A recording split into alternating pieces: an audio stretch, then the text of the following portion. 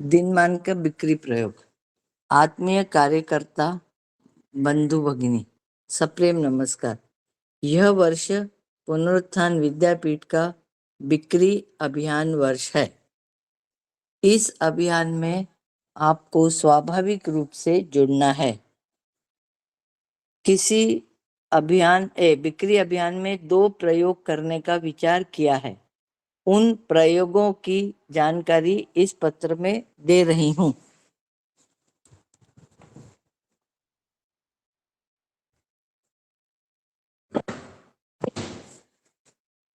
एक, लेने देने के व्यवहार की भारतीय पद्धति विद्यापीठ ने दिनमान नाम से टेबल टॉप कैलेंडर बनाया है।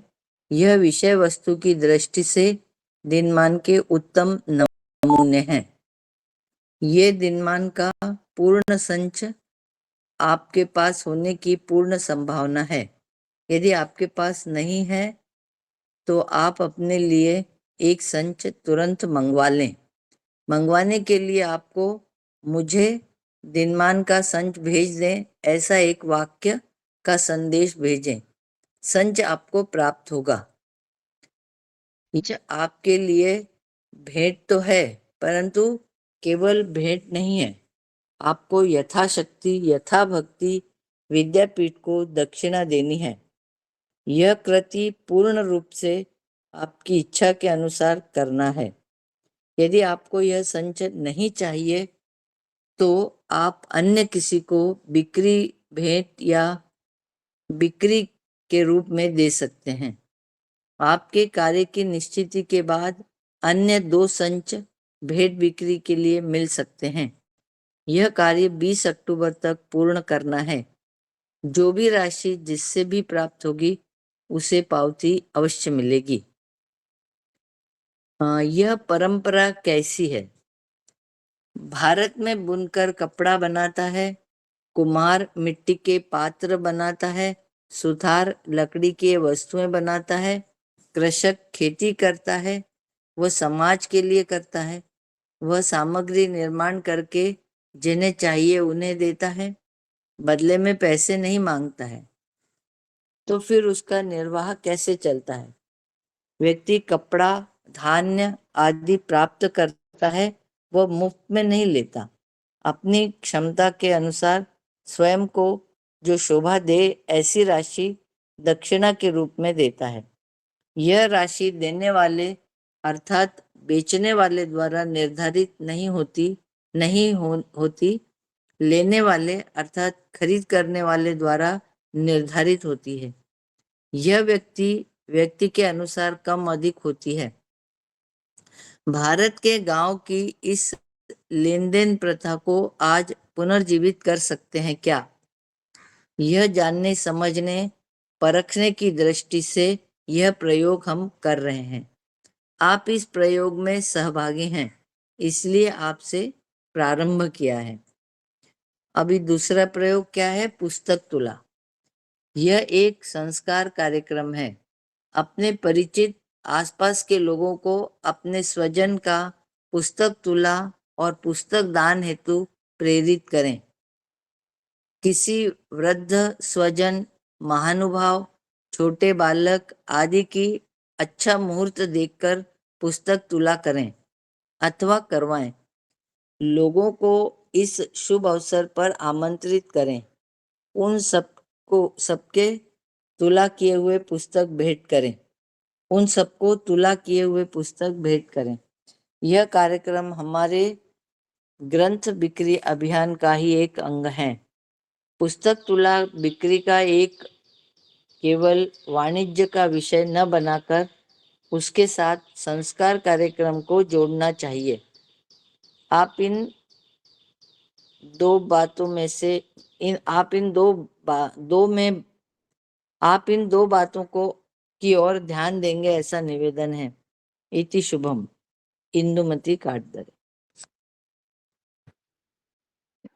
जी हो गया। हाँ ताई, आप इस विषय पर कुछ प्रकाश डालें।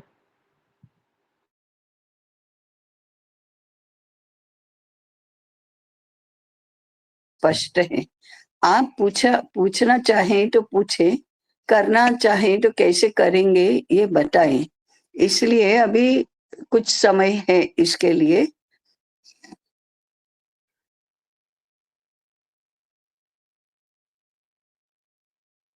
तो समझने के लिए यदि प्रश्न है तो पहले अवश्य पूछे।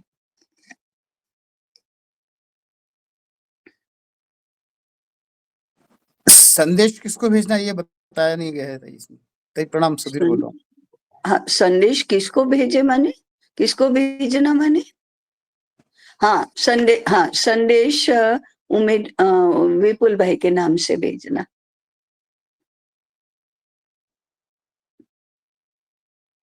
ये नोट कर लीजिए, मुझे भी बाद में ध्यान में आया था कि अभी संदेश किसको भेजना ये लिखा नहीं है। मुझे दिनमान चाहिए, ये संदेश आपको विपुल भाई को भेजना है।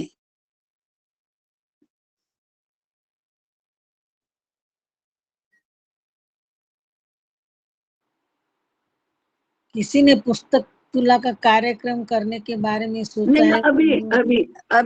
अभी दो बातें अलग रखो। पहले हम दिनमान की करते हैं, बाद में पुस्तक तुला की करेंगे। तो पहला है दिनमान। दिनमान के संबंध में आपने कोई प्रश्न नहीं पूछा है, इसलिए ऐसा मानकर चलते हैं कि आपको बात तो समझ में आ गई है। अब दूसरा प्रश्न है, सभी जो बैठक में उपस्थित हैं वो सभी के पास दिनमान है क्या? आपने दिनमान क्या है वो पता है क्या? हसुमती बहन एक एक को पूछते जाइए। नहीं ताई, ये स्पष्ट कीजिए ताई। हाँ, क्या स्पष्ट करूं? नहीं, दैनंदिनी और दिनमान। दो में अंतर क्या है वो? अच्छा, दैनंदिनी तो हमारा, हाँ मैं करती हूँ। दैनंदिनी हमारा वार्षिक कैलेंडर है कि वार्षिक कार्य योजना जिसमें है वो है। ये टेबल टॉप कैलेंडर है। टेबल टॉप कैलेंडर की आपको कल्पना होगी कि हमारे कार्यालय के या तो दिखाओ ना। हमारे टेबल पर रहता है कार्यालयों में, जो पृष्ठ पलटते हैं हम, ऐसा ये टेबल टॉप कैलेंडर उसको कहते हैं। ये कैलेंडर हमारा 12 महीने के 12 हैं। उसमें चैत्र मास से शुरू होता है, तो ये वार्षिक भारतीय वर्ष के अनुसार है और चैत्र से लेकर फाल्गुन तक के 12 महीनों के लिए ये 12 टेबल टॉप कैलेंडर हैं। प्रतिपदा से अमावस्या तक इसकी गणना है, इसलिए हर मास में 30-30 ऐसे उसके पृष्ठ हैं। एक एक पृष्ठ पर जैसे चैत्र शुक्ल प्रतिपदा, तो उसका एक विचार है।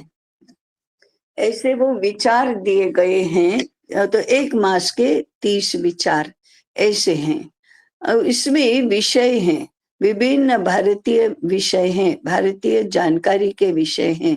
जैसे एक कैलेंडर का विषय है वेद, तो वेद 4 हैं, फिर उनके नाम, फिर उनमें क्या है, फिर वेद के अनुसार वेदांग है, फिर उपवेद है, उपनिषद है, काव्य है, सूत्र ग्रंथ है, ब्राह्मण है, आरण्यक है, ऐसे हमारे साहित्य प्रकार हैं।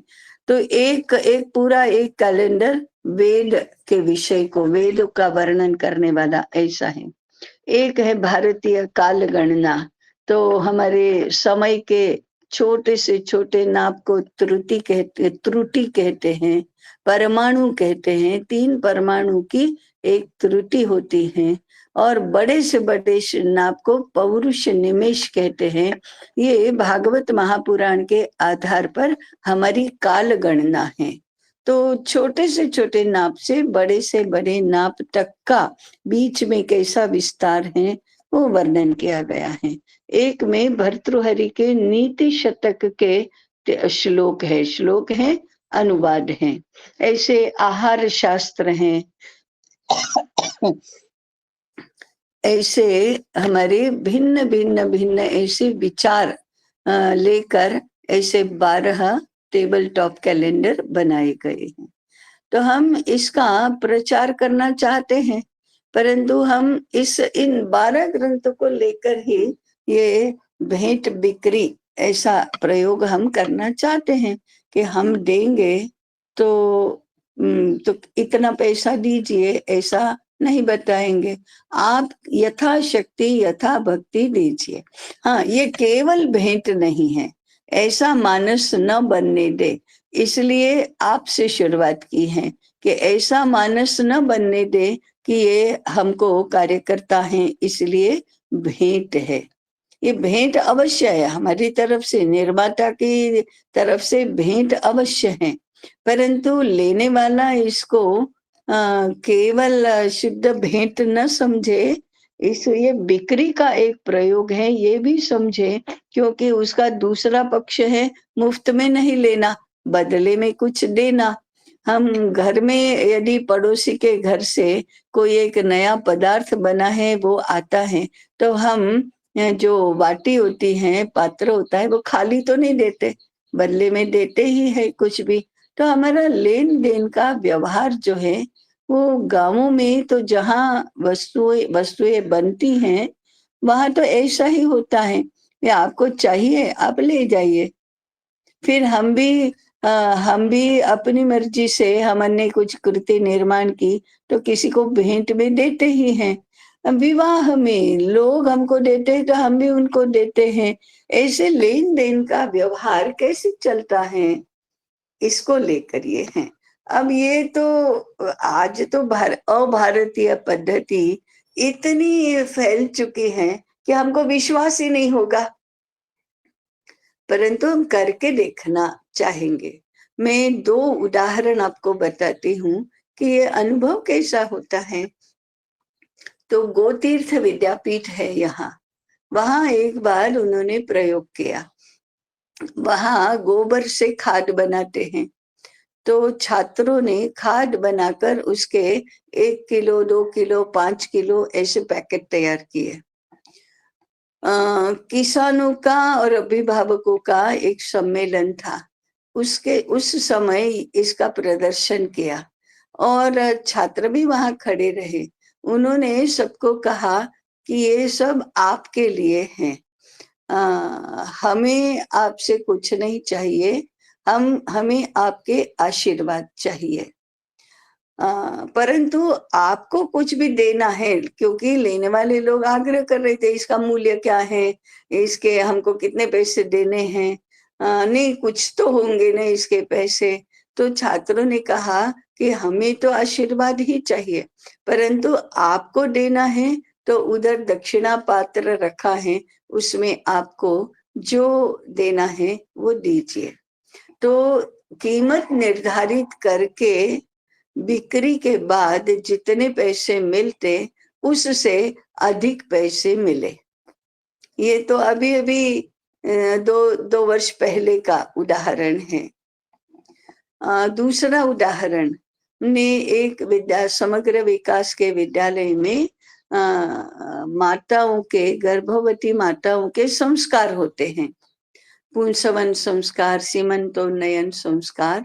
तो विद्यालय के लोग इस संस्कार के लिए तो कोई शुल्क नहीं लेते थे, परंतु जो सामग्री, यज्ञ होता है संस्कार के समय, उसमें जो सामग्री होती है, उस सामग्री घी होता है, हवि द्रव्य होता है, समीरा होती है, गोबर के कंडे होते हैं, यज्ञ कुंड होता है, इन सब के लिए तो धन चाहिए। तो उसके खर्च के हिसाब से वो 51 रुपये लेते थे। फिर कुछ समय के बाद उनको लगा कि बाकी तो हम कुछ भी नहीं लेते हैं, तो क्यों ये 51, बाकी तो सब हम समाज से भिक्षा मांगते हैं, तो ये 51 रुपये क्यों लेना इनसे। तो उन्होंने मना कर दिया कि हम नहीं लेंगे। पहली बार तो लोगों को लगा कि चलो अच्छा है, हमको 51 रुपये भी नहीं देने पड़ेंगे, लेकिन तुरंत ही लगने लगा अरे ये संस्कार तो अपने लिए है, हमारा उससे भला होता है, तो हम ऐसे मुफ्त में कैसे हो सकता है, ये कुछ तो देना चाहिए। तो उन्होंने आग्रह शुरू किया कि आपको कुछ तो लेना चाहिए, कुछ तो लेना चाहिए। और इन लोगों ने कहा नहीं, हमको नहीं चाहिए। फिर वही रास्ता निकला, अगर आपको कुछ देना ही है तो सरस्वती के आगे जो पात्र रखा है उसमें रखिए। तो जो शुल्क मांग कर 51 रुपये देते थे, उन्होंने दक्षिणा के रूप में 251 दिए। तो ये मांगने से मिलता है, उससे भी ज्यादा देने वाला अपनी इच्छा से देता है, इसका यह उदाहरण है। परंतु इसलिए नहीं मांगने से लोग ज्यादा देंगे ऐसा विचार करके, कैलकुलेशन करके यदि किया तो नहीं मिलते। फिर उसी प्रकार से अब ये दिनमान का प्रयोग हम करना चाहते हैं। हम गोष्ठियों में ग्रंथ मंदिरम करते ही हैं, उसमें हम समझाने की दृष्टि से कच्चे होते हैं, इसलिए पूर्ण उसका मूल्य आता नहीं है। ये हमारा 2 बार का अनुभव है।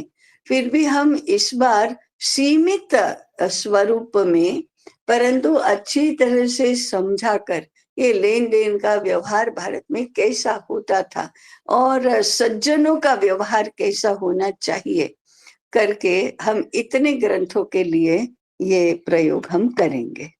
तो दिनमान ये टेबल टॉप कैलेंडर है। हाँ, मैं दिखाती हूँ आप लोगों को।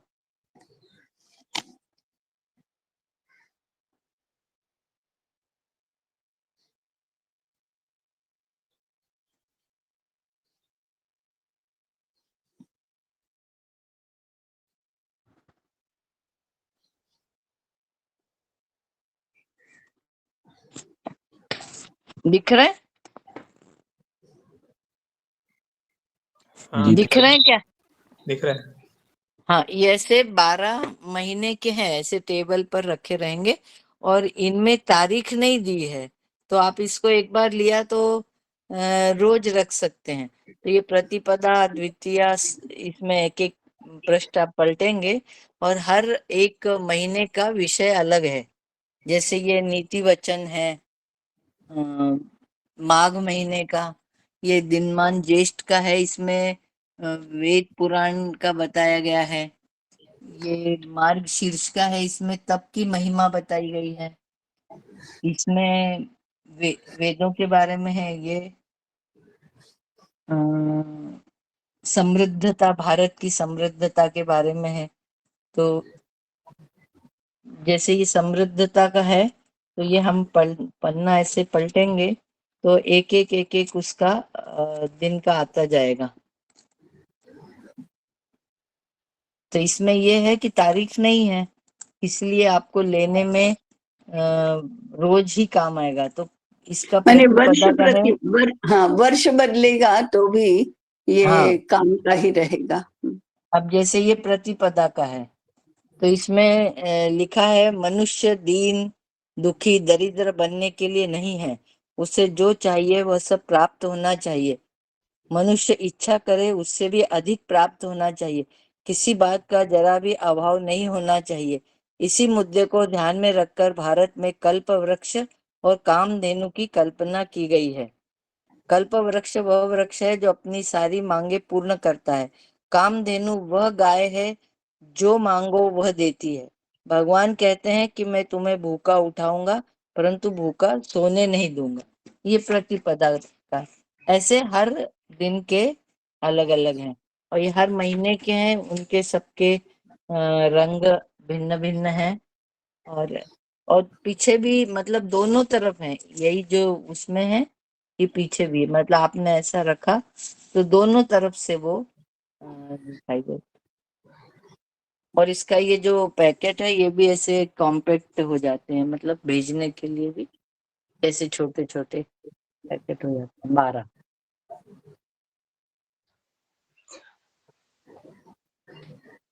और हर विषय अच्छा विषय है, मतलब हम लोगों ने भी अभी उस दिन पढ़ा तो बहुत अच्छा लगा कि ये कैसा अपने को अभी मालूम, मतलब मालूम था कि बनाए पर एग्जैक्ट ये नहीं था कि उसमें क्या है। और आप देखिए रखे हुए भी कितने मतलब अच्छे लग रहे हैं।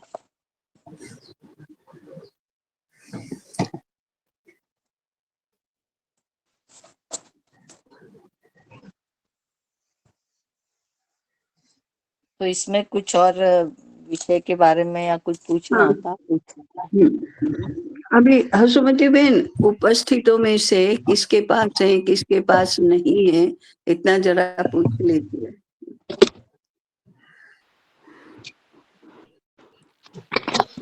तो ताई दिनमान मैं प्रकाश बात करूं, मेरे पास नहीं है हाँ, ताई। आज ये व्यवहार और उसका मूल तत्व ही मालूम नहीं होने के कारण से मार्केटिंग की भाषा भी बोलनी पड़ती है कि नहीं आपके पास है कि नहीं लीजिए, आपके पास है कि नहीं रखिए, आप लोगों को दीजिए, ऐसा हम कहते हैं। परंतु उसका राइट स्टेटमेंट है, उसका सही आधार पर इसको खड़ा करना, ये मुख्य उद्देश्य इसका है। कभी कभी किसी के माथे मारना ऐसा भी हो जाता है फिर, परंतु बहुत सावधानी से इसमें से रास्ते निकालकर सही आधार पर इसको स्थापित करना, ये मुख्य बात है। जैसे ग्रंथों का प्रकाशन हो, हम कोई प्रकाशन गृह है और इसलिए प्रकाशन के माध्यम से हमारा खर्चा चलता है, ऐसा नहीं है। परंतु चलता है कुछ मात्रा में, ये भी सही है। वो चले इसलिए हम पुस्तकों का प्रकाशन नहीं करते हैं। इसी प्रकार से हमको पैसा मिले इसलिए हम ये भेंट बिक्री का कार्यक्रम नहीं करते हैं। ये हमें भी इसको राइट पर्सपेक्टिव में समझना चाहिए। इस दृष्टि से ये प्रयोग पहले हमारी अपनी समझ ठीक होने के लिए और बाद में हम जिनको देंगे उनकी समझ भी ठीक हो, इसलिए हम ये प्रयोग कर रहे हैं। इतना दिनमान के संबंध में। दूसरा कार्यक्रम है पुस्तक तुला।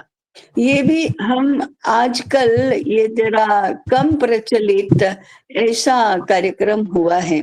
नहीं तो पहले लोग अपने आप को सिक्कों से तोलते थे, सुवर्ण तुला तो सोने से सुवर्ण से तोलते थे, रजत तुला चांदी से तोलते थे, ऐसे तुला दान ऐसा कार्यक्रम होता था।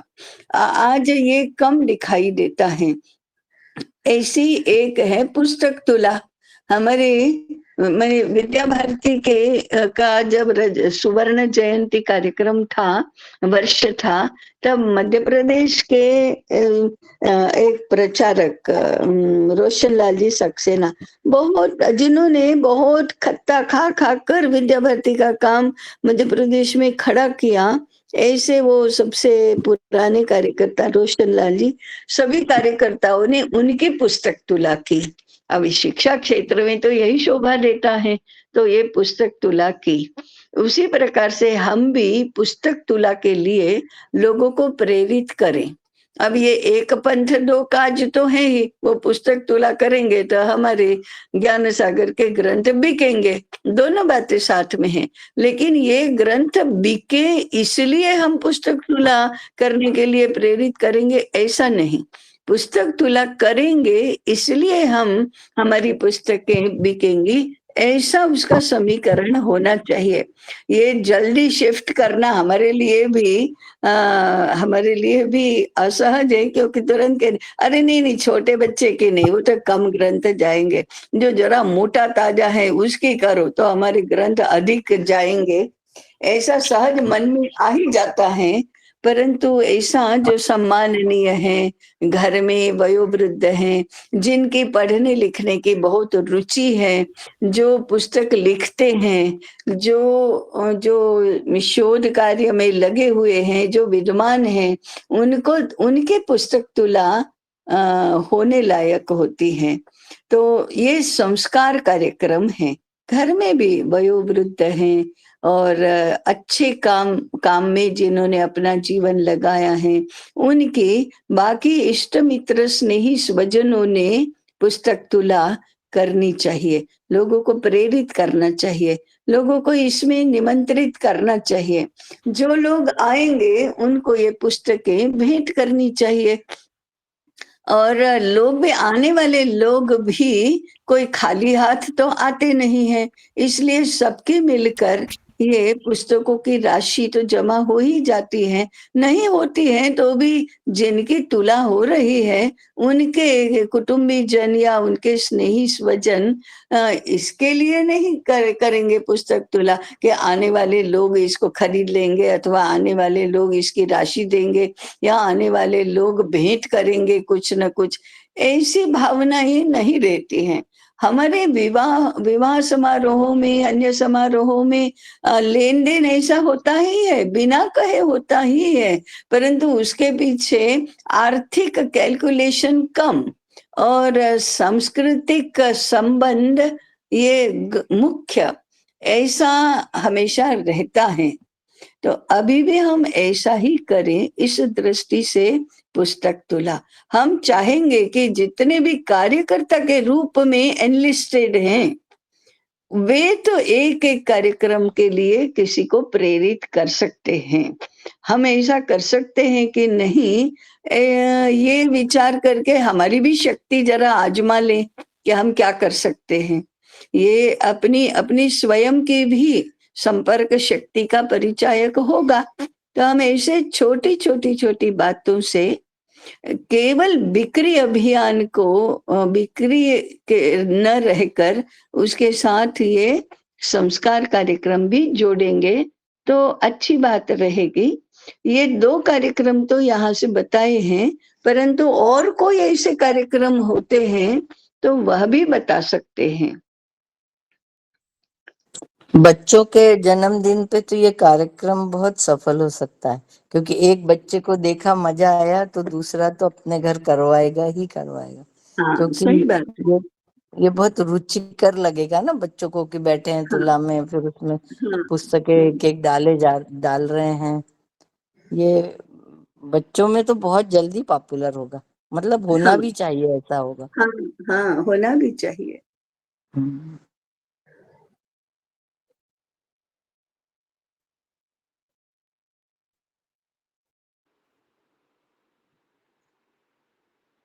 तो ये भी कुछ कहना है आपको?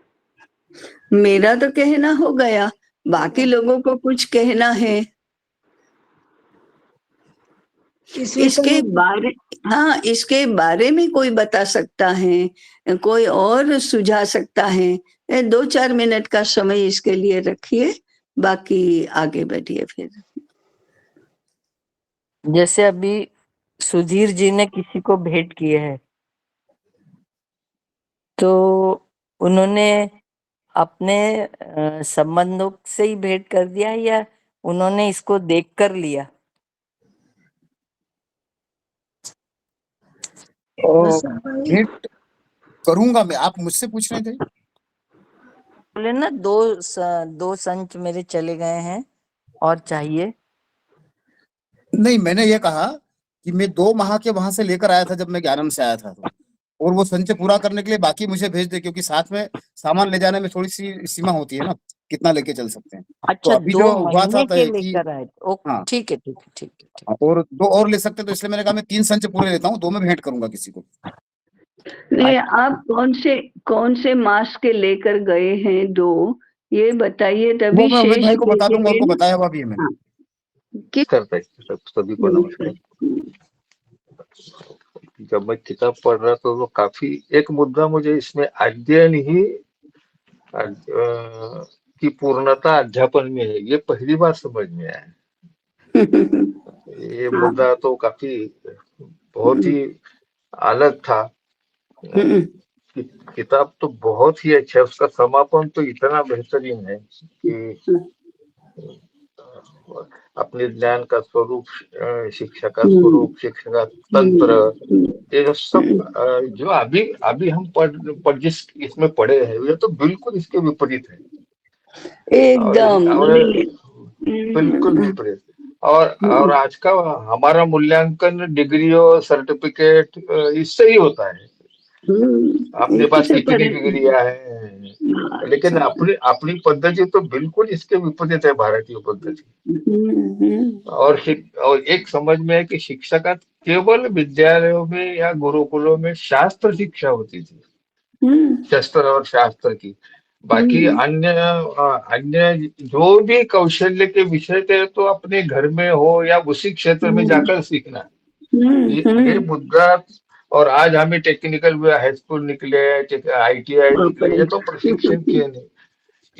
ये मुद्दा बहुत अच्छा लगा था मुझे। ये कैसे, इसका कोई स्वरूप अभी अपने सामने नहीं है। हाँ, अभी इसको नहीं है ना। तो अब अभी मेरे हाँ, मेरे मित्र है, वो उसके परंपरागत किराना का दुकान चलाते, तो वो जब बोलते थे ना, अभी उन्होंने इकोनॉमिक्स की डिग्री ली है, लेकिन वो बोलते कि मैं अभी कोई काम की नहीं है। तो वो बोल रहे थे कि जब पूरा मेरा इकोनॉमिक्स हो गया तो मैं सर्विस के लिए जा रहा था, तो उनके दादाजी ने उन्हें बुलाया, हमारे हमारे घर का कोई भी आदमी नौकरी नहीं करता, तू जा और इस दुकान में जा, और वो पुड़िया कैसे बांधती है किराना की वो सीख ले पहले। और क्या। और उस आदमी के आज लातूर में 5 दुकानें किराना की। फिर लेकिन वो जब हाँ, कहने का तात्पर्य वो सीखना, वहां जाकर सीखना, ये हाँ। कल्पना, अभी हाँ, ये कल्पना बहुत अच्छी। कृषि विद्यापीठ कृषि में जाकर कृषि सीख कर आएंगे कि कृषि वो क्या किसानी करेंगे। नहीं, अभी ये देखने के बाद कभी कभी लगता है ना, अभी देखो कहीं भी जाओ, पंक्चर की दुकान निकाला, मैकेनिक की निकाला, सभी विदर्भी है। हाँ, सभी वो कौन से विद्यालय में जाकर पढ़े, कहीं भी नहीं। विद्यालय में पढ़े हैं। बिल्कुल ऐसा लेकिन ऐसा विद्यालयों का जंजाल खड़ा कर दिया है हमने, जहाँ सीखा कुछ नहीं जाता और आयु के वर्ष और पैसा दोनों खराब होते हैं। बिल्कुल, ये बहुत कुछ, ममता शर्मा, ये तो बहुत अच्छे थे। ठीक है, और ममता क्या है? शर्मा, ममता मैं जी आप। बोलूं तो हाँ ठीक। बोलूं। जी ताई, जैसे अभी पढ़ रहे थे तो जब भी मैं पढ़ती हूँ तो मुझे ऐसा लगता है कि कहीं पर भी आज की जो हम शिक्षा में विकास की बात करते हैं तो राष्ट्रभक्ति और देशभक्ति और स्वतंत्रता की रक्षा, इन सभी के बारे में कहीं पर भी बात आती ही नहीं है। राष्ट्र कहीं को भी पर भी धर्म के नहीं। साथ जोड़ दिया जाता है और बिल्कुल अलग रखा जाता है उसको। तो मेरे को लगता है अगर ये जड़ समझ जाए तो हम हमारी जो परंपरागत ज्ञान है उसकी भी समझ परिपक्व होगी। ये बहुत अच्छा लगता है ये विषय जब भी बार बार पढ़ते हैं हम इसमें। सुमति मैं बोलूं। नियति ताई। हाँ, तो ये इस वजह है ना कि भारत में शास्त्र शिक्षा को छोड़कर अन्य किसी भी प्रकार की शिक्षा के लिए स्वतंत्र विद्या केंद्र आवश्यक नहीं माना जाता। तो ये सही बात है। अभी हम एक जगह गए थे तो दूसरे दिन उनके यहाँ बच्चे वो ले जा रहे सुई धागा, तो सुई में धागा डालने के लिए स्कूल में सिखाया जाने वाला था। तो सब बच्चे वो सुई धागा लेके स्कूल में जा रहे थे, जबकि ये शिक्षा तो घर में देख कर ही हो जाती है।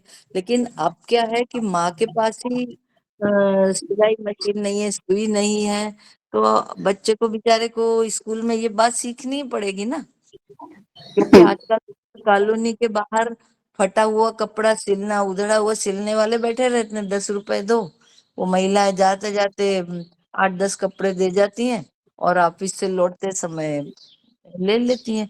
मतलब हर चीज को हमने अपने से दूर कर दिया है। सुविधा बाजार लोगों ने जैसे वो जो अर्बन कंपनी है वो भी यही नमूना है। आपको नल वाले चाहिए, एक उनको फोन कर दो, उनकी जिम्मेदारी है, वो भेजेंगे। आपको प्लम्बर से कोई मतलब नहीं, इलेक्ट्रिशियन से मतलब नहीं। तो ऐसे ही वो सिलाई का मेरे को बहुत अच्छा लग रहा था कि वो बड़े एक्साइटमेंट से बच्चा सुई धागा ढूंढ रहा है और स्कूल में लेके गए। अब वो टीचर भी कैसे सिखाएगी पता नहीं, क्योंकि वो तो अपने कपड़े कहीं दे के आई होगी सिलने के लिए। जी केसरी जी।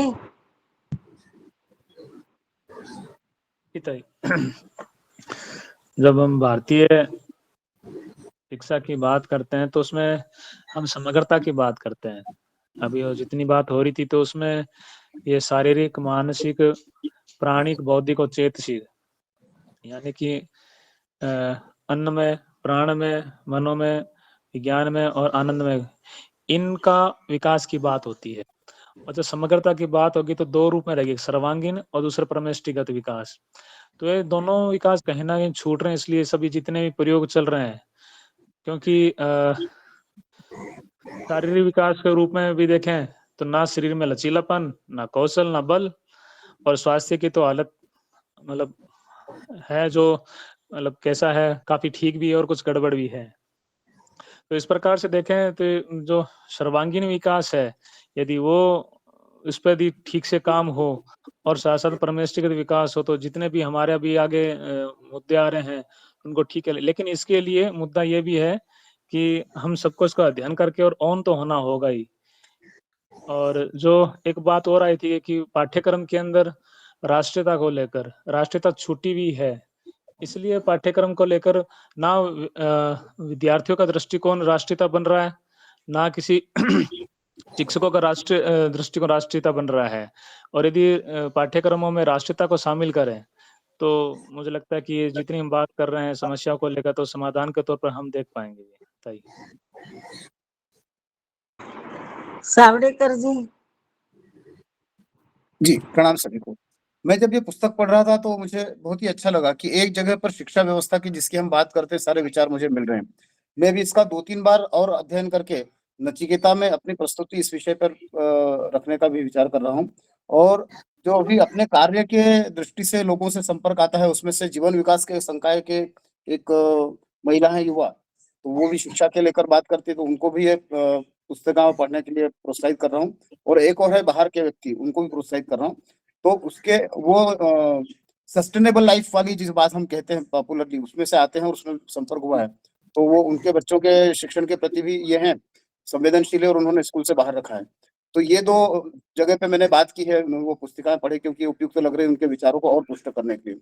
उससे आगे जाकर मेरे मन में एक प्रश्न ऐसा भी है कि ये लोग अगर पुस्तिकाएं लेकर पढ़ते हैं तो क्या उनको हम अनौपचारिक रूप से अपने इस गठ में चर्चा वाले दिन में जोड़ सकेंगे? ये आगे के लिए पूछना होगा मेरा। जी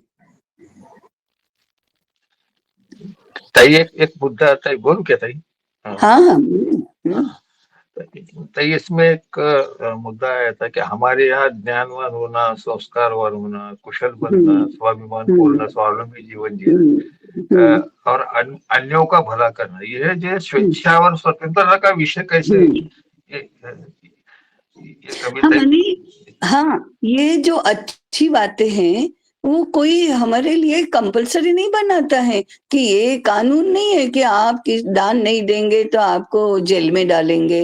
वो टैक्स नहीं है, वो तो पुण्य कार्य है और पुण्य कार्य स्वेच्छा से करते हैं तभी वो पुण्य कार्य रहता है। नहीं तो आप दान नहीं देंगे तो हम आपको दंड देंगे, ऐसा विवश बना दिया, भय से किया या विवशता से किया तो फिर वो अच्छा ही नहीं रही। स्वेच्छा से किया कि नहीं मुझे करना चाहिए इसलिए कर रहा हूँ, मुझे पुण्य मिलेगा इसलिए कर रहा हूँ, मेरे पास है तो दूसरों को दिए बिना मैं कैसे रह सकता हूँ, ऐसे भावना से दिया तो वो पुण्य कार्य है। इसलिए स्वेच्छा से और स्वतंत्रता से, मेरी कोई मजबूरी नहीं है, किसी का भय नहीं है मुझे, या कोई कानून के अंतर्गत नहीं। आज जैसे देखो सभी कॉर्पोरेट सेक्टर में CSR है, क्या CSR क्या है? Corporate social responsibility. तो ये तो कानून है कि आपको मुनाफे के 2% देना ही पड़ेगा। तो वो क्या, उसमें क्या पुण्य है? फिर वो तो आप कानून के अंतर्गत दे रहे हैं, वो भी उसको देने में कितने छल कपट युक्ति प्रयुक्ति कर रहे हैं। तो ये थोड़े दान है, फिर ये कौन सी सोशल रिस्पॉन्सिबिलिटी है? ये कॉर्पोरेट नहीं, वो कंपलसरी सोशल रिस्पॉन्सिबिलिटी है। तो उसको कौन पुण्य कार्य मानता है, उसको कौन दान मानता है? ये तो कानून के अंतर्गत कर रहे हैं। तो भलाई करना ये भी जब कंपलसरी बनाई जाती हैं तो उसका भंग कैसे करना, इसकी ही युक्ति प्रयुक्ति की जाती है। उसको कौन कहेगा कि ये दान प्रवृत्ति है? इसको कौन कहेगा कि दूसरों के भलाई की भावना से, कल्याण की भावना से किया जाता है? इसलिए किसी भी अच्छे कार्य के लिए स्वेच्छा, अपनी इच्छा होनी चाहिए, स्वतंत्रता, अपना तंत्र होना चाहिए। अपने से हम ये कर रहे हैं, मजबूरी में नहीं कर रहे हैं। तो व्याख्या ही उसकी ये है कि जो स्वेच्छा और स्वतंत्रता पूर्वक किया जाता है वही अच्छा काम होता है। बाकी दिखने में अच्छा कितना भी लगे, अगर उसमें मजबूरी है, अगर उसमें विवशता है, अगर उसमें भय है, किसी प्रकार के स्वार्थ की लालच है कि मैं दान करूंगा तो मुझे बहुत प्रतिष्ठा मिलेगी, फिर मैं यदि चुनाव में खड़ा रहूंगा तो मुझे वोट भी अधिक मिलेंगे, तो फिर वह तो दान नहीं है, वह पुण्य कार्य नहीं है, अच्छा काम नहीं है, वो तो कैलकुलेटिव है। वो उसके बदले में कुछ चाहिए और देते हैं उससे बहुत अधिक चाहिए, तो ये फिर दान कहाँ से रहा? फिर ये अच्छा काम कैसे रहा? ये स्वेच्छा और स्वतंत्रता का अर्थ है। ठीक है जी।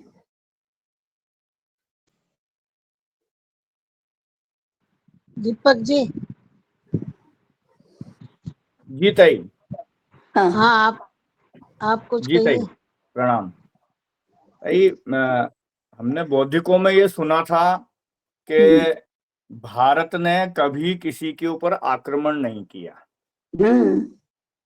तो वो सुना था, लेकिन वो समझ में नहीं आ रहा था कि आखिर ऐसा क्यों था। हाँ तो ये जो एक चीज इसके अंदर मैंने पढ़ी, परमेष्टिगत विकास, वो आत्मवत सर्वभूतेषु, तो ये मुझे लगा कि शायद ये लंबे समय से ये चल रहा था, शिक्षा पद्धति यही चल रही थी हमारे देश में हाँ कि हमने सबको अपने जैसा ही माना, सब में प्राण है, जो हम महसूस करते हैं वो सब महसूस करते हैं। और जैसे पर्यावरण के विषय में आजकल बहुत चल रहा है, पेड़ नहीं काटने चाहिए, ये तो इसमें मैंने पढ़ा तो वनस्पति को भी अपने जैसा माना। तो मतलब ये चीज मुझे ऐसा लगने लगा है अब कि ये